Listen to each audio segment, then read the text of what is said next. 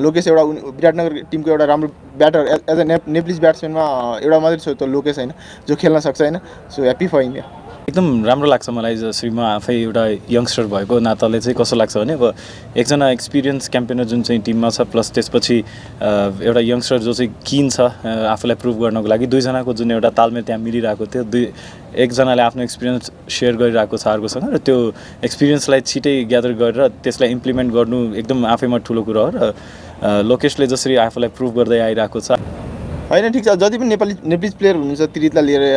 किरण दिनेश जति पनि राम्रो उहाँहरूको लास्ट डोमेस्टिक सिजनमा धेरै नै राम्रो गएको थियो हैन अब नेपाल एबाट नै खेलिसक्नु भएको छ किरण त अब नेसनल टिमबाट नै खेलिरहेको छ सो म कन्फिडेन्ट छु नेप्लिज प्लेयरलाई लिएर अब आज त्यस्तो भएन नेक्स्ट गेम चाहिँ स्योरली हुन्छ मेरो एक्सपिरियन्समा मैले आजसम्म जहाँ पनि खेलेको छु त्यसमा चाहिँ सबभन्दा बेसी ड्यू नै आज नेपालमै देखेँ थिएँ मैले पिच राम्रो नै गरिरहेको छ हैन अब जसरी बिहानको म्याचमा पनि रन बनेकै थियो हैन अहिले पनि रन बनेकै छैन त्यस्तो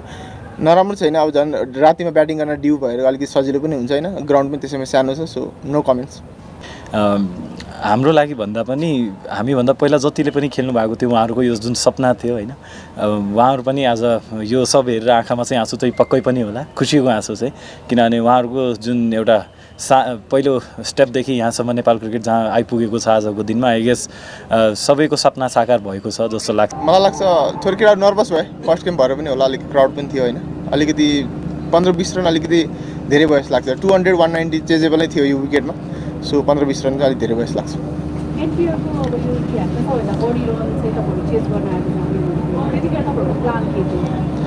स्टार्ट राम्रै गरिरहेको थियौँ हामीले होइन जसरी पावर प्लेमा एडमले मैले जुन स्टार्ट गरेको थियौँ सो चेजेबलै थियो हामीलाई थाहा छ कि अब यो ग्राउन्ड यत्रो दिनदेखि यत्रो सालदेखि खेलिरहेको होइन जतिखेर पनि अब रनहरू आउन सक्थ्यो सो चेजेबलै थियो त्यो कुरा नै त्यही भइरहेको थियो त्यो एडम पछिको अझै एउटा पार्टनरसिप भएको भए चाहिँ गेम अझै क्लोज जान्थ्यो जस्तो लाग्थ्यो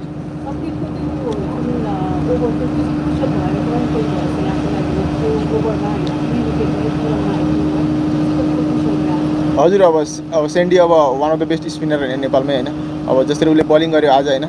राम्रो गर्यो जस्तै अब त्रित र निशमको एउटै ओभरमा 2टा विकेट जाँदाखेरि हामी अलिकति ब्याकफुटमा चाहिँ हामी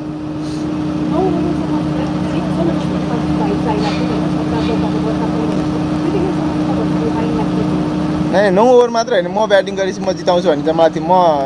19-20 ओभरसम्म म त्यहाँ भयो म जिताउँछु भन्ने चाहिँ मलाई थियो होइन 9 ओभर मात्र होइन गेम त 20 ओभरको जस्तो लाग्छ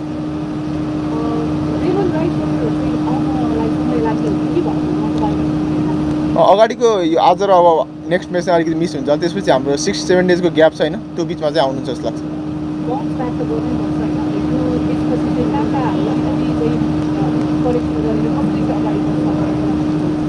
बाउन्स ब्याक त गर्नै पर्छ जो फर्स्ट म्याच हो अब टुर्नामेन्ट लामो छ होइन अब केटाहरूसँग अब गएर एउटा मिटिङ हुन्छ होइन अब हामीले कहाँ कमजोरी गऱ्यौँ के गर्न सकिन्छ नेक्स्ट म्याचमा भने अब सुदूरपश्चिमसँग छ नेक्स्ट म्याच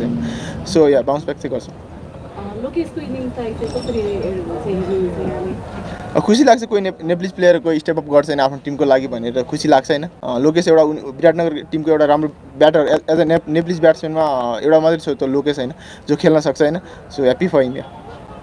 टिममा धेरै म्याचहरू खेल्नु भएको छ होइन यो भाइब्समा यो म्याच खेल्दाखेरि इफेक्टिभ फिलिङ्स चाहिँ कस्तो भयो flood right and flood right होइन प्याराफिटहरू अलिकति चेन्ज त पक्कै पनि फिल भयो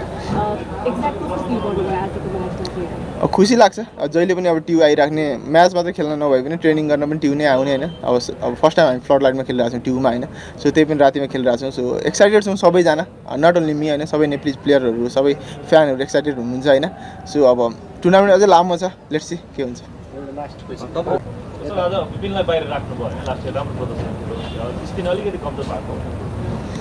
स्पिन होइन विकेटमा त्यस्तो स्पिनरलाई त्यस्तो हेल्प पनि छैन एउटा सेन्डीले मात्रै अलिकति राम्रो गरे होइन सागै पनि छ हामीसँग अर्को अप्सनमा दिनेशले पनि फाजा लेफ्ट आर्म स्पिनर होइन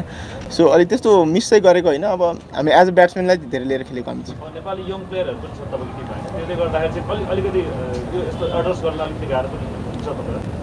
होइन ठिक छ जति पनि नेप्लिज प्लेयर हुनुहुन्छ तिरितलाई लिएर किरण दिनेश जति पनि राम्रो उहाँहरूको लास्ट डोमेस्टिक सिजनमा धेरै नै राम्रो गएको थियो होइन अब नेपाल एबाट नै खेलिसक्नु भएको छ किरण त अब नेसनल टिमबाट नै खेलिरहेको छ सो म कन्फिडेन्ट छु नेप्लिज प्लेयरलाई लिएर अब आज त्यस्तो भएन नेक्स्ट गेम चाहिँ स्योरली हुन्छ निशमले आज राम्रो खेल्न सक्नुहुन्छ उहाँको बारेमा चाहिँ अलिकति कति खेल्नुहुन्छ उहाँले भन्ने जिज्ञासा छ कति पर्सेन्ट उहाँ खेल्नुहुन्छ आई थिङ्क उहाँ आइएल T20को लागि जानुहुन्छ होला होइन अझै 4-5 म्याच चाहिँ खेल्नुहुन्छ होला तपाईँले आज हाफ सेन्चुरी पनि हाल्नुभयो पिचले चाहिँ कस्तो ट्रिट गरिरहेको छ लामो समय पिचले बेस्ट पनि पायो पिचले कस्तो ट्रिट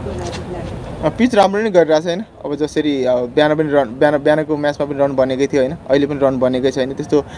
नराम्रो छैन अब झन् रातिमा ब्याटिङ गर्न ड्यू भएर अलिकति सजिलो पनि हुन्छ होइन ग्राउन्ड पनि त्यसैमा सानो छ सो नो कमेन्ट्स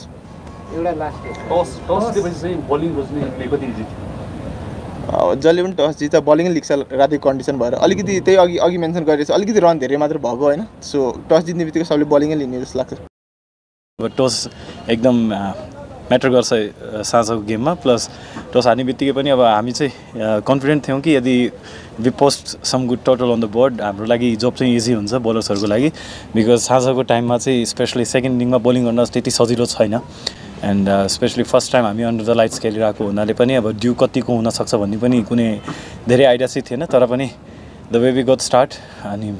गप्चेल अनि लोकेश अनि त्यसपछि शुभम नारायण जो पनि अब बसिर जो पनि ब्याटिङ गर्न गइरहेको थियो सबैजनाले चाहिँ आफ्नो च्यालेन्जेसहरूलाई चाहिँ एक्सेप्ट गरेर त्यो एक्जिक्युट चाहिँ जुन गर्नुपर्ने थियो प्लान्सहरू त्यो सबै एक्जिक्युट गरेर we posted a good total on the board plus अब बोलिङमा चाहिँ very happy the way we played as a unit किनभने अब सबैलाई बाहिरबाट हेर्दा चाहिँ अब लाग्छ होला पावर प्लेमा हामी यताउता भइरहेको थियो तर द्याट वाज द गेम अब किनभने बोलिङ गर्न एकदम गाह्रो थियो सुरुको फेजमा तर पनि the way we actually came back it was amazing to see आजको ब्याटिङको बारेमा अलिकति होइन स्पेसली अब आज मुकेशले चाहिँ 5 वर्षले खेल्नुभयो यो चाहिँ एनपिएलको हिस्ट्रीमै सबैभन्दा बढी रन चाहिँ एउटा टिमले बनाएको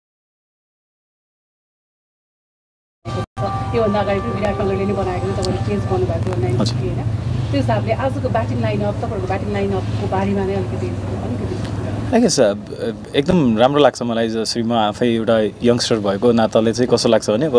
एकजना एक्सपिरियन्स क्याम्पेनर जुन चाहिँ टिममा छ प्लस त्यसपछि एउटा यङ्स्टर जो चाहिँ किन छ आफूलाई प्रुभ गर्नको लागि दुईजनाको जुन एउटा तालमेल त्यहाँ मिलिरहेको थियो एकजनाले आफ्नो एक्सपिरियन्स सेयर गरिरहेको छ अर्कोसँग र त्यो एक्सपिरियन्सलाई छिटै ग्यादर गरेर त्यसलाई इम्प्लिमेन्ट गर्नु एकदम आफैमा ठुलो कुरा हो र लोकेशले जसरी आफूलाई प्रुभ गर्दै आइरहेको छ आई गेस मलाई चाहिँ अझै पनि लाग्छ कि उसको बेस्ट चाहिँ अझै आउन बाँकी नै छ र यही टुर्नामेन्टमा पनि आउँछ र एज ए टिम हामी योभन्दा पनि राम्रो गर्छौँ जस्तो लाग्छ गर्दै गर्दाखेरि चाहिँ पोखरा चाहिँ राम्रो स्टार्ट थियो रसिङ जन र भोटेलले ब्याटिङ गर्दै गर्दा तपाईँको प्लान के हो सिम्पल थियो किनभने अब थाहा थियो कि पावर प्लेसम्म चाहिँ आई वाज जस्ट ह्याप्पी कि जे भइरहेको थियो किनभने you can not do much about that because they were playing really well उहाँहरूले स्टार्ट एकदम राम्रो पाउनु भएको थियो तर अन द सेम टाइम तपाईँहरूले चाहिँ कुल हेड राखेर नै आफूले सोच्नुपर्ने हुन्छ कि अब if we were batting on उहाँहरूको ठाउँमा हामी हुने भए पनि त्यही स्टार्ट नै हुन्थ्यो हाम्रो लागि पनि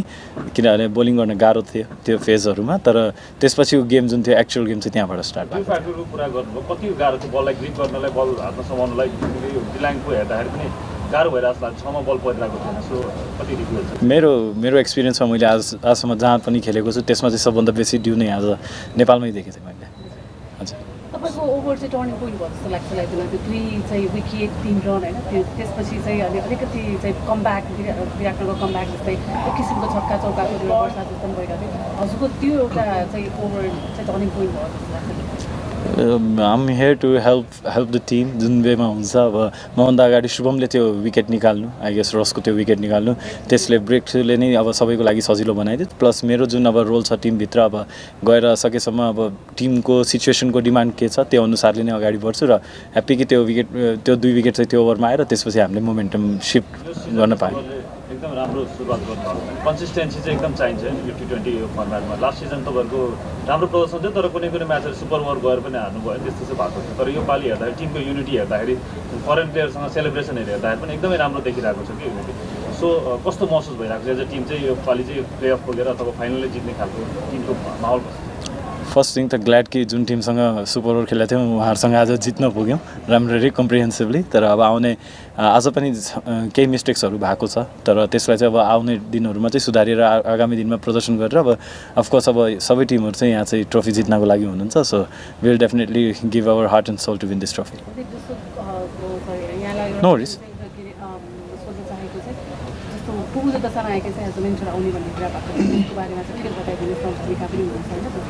अब we are still in touch uh US बोर्डको हामीले के भन्छ अनुमति पाउनुपर्ने एकदम जरुरी नै छ उहाँ चाहिँ त्यो टिमको हेड कोच भएको नाताले पनि सो वी जस्ट वेटिङ अब फाइनल कन्फर्मेसन आएपछि चाहिँ अब त्यसमा हामी अगाडि बढ्नेछौँ फाइनल क्वेसन चाहिँ यो भाइब्सको बारेमा अलिकति बताइदिनुहोस् न। धेरैपल्ट खेल्नु भएको छ होइन, तर यो for the first time under the floodlights यहाँ खेल्नु भएको छ होइन, बाहिर त धेरैचोटि खेल्नु भएको, तर आफ्नै टिम ग्राउन्डमा यो खेल्दाखेरिको भाइब्स र फिलिङ्स अलिकति सेयर गराइदिनुहोस्। मैले अघि नै प्रेस कन्फरेन्स हाम्रो पोस्ट म्याच प्रेजेन्टेसनमा पनि भनेको थिएँ, हाम्रो लागि भन्दा पनि हामीभन्दा पहिला जतिले पनि खेल्नु भएको थियो उहाँहरूको यो जुन सपना थियो होइन, उहाँहरू पनि आज यो सब हेरेर आँखामा चाहिँ आँसु चाहिँ पक्कै पनि होला, खुसीको आँसु चाहिँ, किनभने उहाँहरूको जुन एउटा पहिलो स्टेपदेखि यहाँसम्म नेपाल क्रिकेट जहाँ आइपुगेको छ आजको दिनमा, आई गेस सबैको सपना साकार भएको छ जस्तो लाग्छ। र अब यसलाई चाहिँ अगाडि आगामी दिनहरूमा मोमेन्टमलाई लिएर जाँदै अब यसलाई क्यारी गरेर आउने जेनेरेसनको हातमा पनि जुन नेपाल क्रिकेट हुनेछ त्यसले चाहिँ अझै राम्रो उपलब्धि पाओस् भन्ने चाहिँ म चाहिँ कामना गर्छु। जेम्स निसमको विकेट चाहिँ कति स्पेसल थियो, जुन टर्निङ पोइन्ट पनि हुनसक्यो त्यो खेललाई? हजुर, अब अभियसली अब लेफ्ट आर्म ब्याटर्स प्लस अब म चाहिँ सर्ट ह्यान्डबाट बल फालिरहेको थिएँ अनि च्यालेन्ज थियो, तर पनि अब एज ए लिडर अब तपाईँले चाहिँ टिमको मेन एक्सपिरियन्स बलर भएको नाताले चाहिँ त्यो लिनु पनि पर्छ जस्तो लाग्छ, इनिसिएट लिनुपर्छ र त्यो लिए। अब लक्कीले विकेट पनि पायो, अब विकेट पाएपछि अब अफकोर्स मोमेन्टम चाहिँ सिफ्ट हुन्छ, सो